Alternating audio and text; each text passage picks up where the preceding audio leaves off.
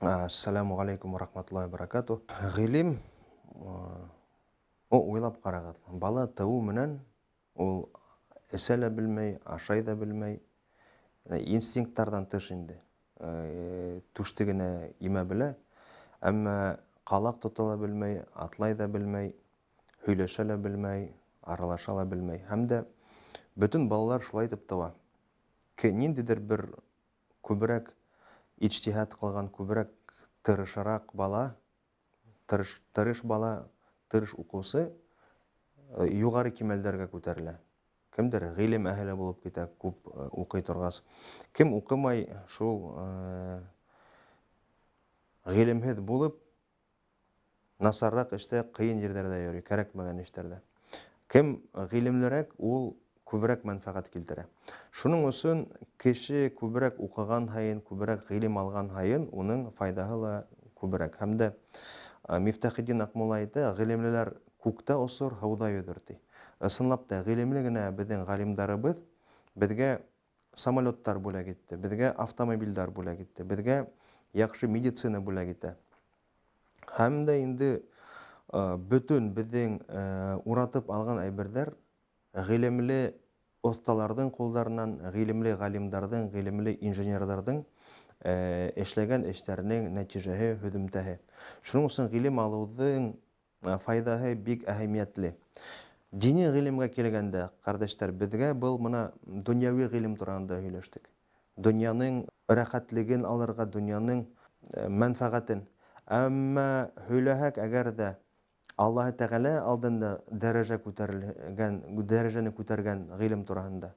Димәк, ул һич шиксез дини гыйлем. Ул Абу Дар хадисендә әйтеп калдыра, Пәйгамбәр саллаллаһу алейһи ва саллям уга әйтә: "Я Абу Дар", ди. Коран укы һәм Коранды өйрәт. Коран укып өйрәтүчеләр кешеләрнең иң яхшыһы, ди. Шуның өчен әгәр дә без мөнәсәбәт гыйлемен, гаилә кору гыйлемен, балаларны тәрбияләү хакында гыйлем яки теләһәк Аллаһ Тәгалә алдында дәрәҗәбезне күтәрергә, димәк, безгә дини гыйлем кирәк. Шуның өчен дини гыйлем ул Пәйгамбәр галәйһиссалату вассалам әйтә, ул фарыз, ди. Ул фарыз гамәл, ул һәрбер кеше мотлак ала торган гыйлем. Шуның өчен безгә гыйлем булган җирдә көс буласак. Гыйлемһезлек җирдә унда әйтәйек мәҗүсилек. Онда теләһә нинди хурафаттарга кешеләр ышана. Шуның өчен гыйлем булган җирдә тәртип. Шуның өчен гыйлемде алу һич шиксез кәрәкле әйбер. Шул ук моны авылды гына алайык. Күп кешеләр берәе өй эшләй икән авылда. Өйен эшләй ул белмәенсә, һаман да элекке технологиялар менән бадын йылытмай, хайгавын ныгытмай, өйе һыуык буласак, күп кенә акча сарыф итеп, үзен яфалаясак. Шуның өчен гыйлемле менән гыйлемһездең араһы көн сыгыш менән көн баеш араһындагы ераклыкка тиң, ди. Шуның өчен, кардәшләр, без гыйлемде алырга тиешбез. Шундый кыенлыктар кичермәс өчен. Гыйлем кешене галимга әйләндерә. Ябай гына кешене, ябай гына ниндидер бер төпкөлдә туган кешенән ул унан дәрәҗәле, абруйлы кешегә әйләндерәсәк. Шуның өчен Аллаһ Тәгалә Коранда әйтә: "Ярфагуллаху аллазина аману минкум". Аллаһ Тәгалә иман килтергән кешеләрне һезнең арагыздан күтәрә, ди. Һәм дә кемгә гыйлем дәрәҗәләре бирелә, ди. Шуның өчен әйтәләр кешеләр барыла тигез дип. Юк. Иманлы кешеләр бигрәк буласак кешеләрдән, икенчеләрдән.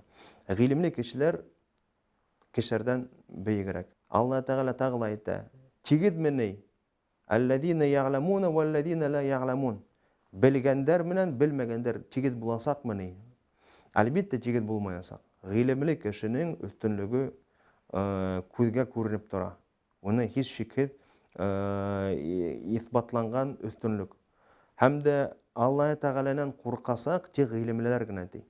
Кеше әгәр дә Аллаһ Тәгаләне курку дигәнгә керә тәкъвалык, үзе тәрҗемә итәбез инде. Алла Тәгаләнән курку, уның куркып деген бад астында яки бер yerдә куркып касып утыру дигәнде аңлатмый. Алла Тәгаләнән